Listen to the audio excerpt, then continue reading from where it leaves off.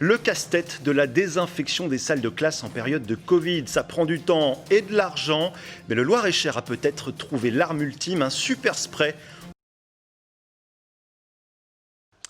La prévention contre le Covid-19 dans les collèges du Loir-et-Cher, des milliers de masques pour les élèves, et puis il y a la désinfection des classes, plus de 800 au total à nettoyer quotidiennement.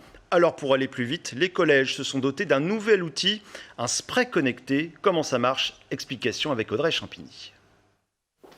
Le système est très simple, il suffit de déclencher ce spray pour que le gaz se répande en 3 minutes, montre en main. Un quart d'heure après, la salle est totalement désinfectée. Cet aérosol a une recette de désinfectant contre tous les virus, c'est-à-dire qu'on est bactéricide, fongicide et virucide.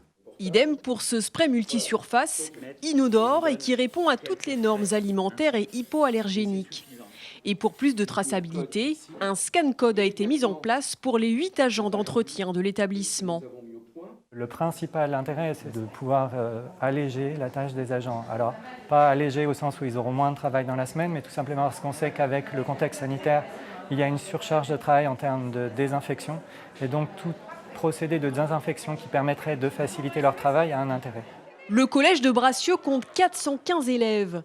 Ils font partie des 13 300 que comptent les 26 collèges publics du Loir-et-Cher. Le département a donc acheté des sprays en conséquence, 6 000 canettes. C'est un investissement d'un peu plus de 25 000 euros. On a décidé de faire ce traitement une fois par semaine, chaque vendredi, dans la totalité des salles et des salles de profs. C'est pour nous évidemment une expérimentation, un test.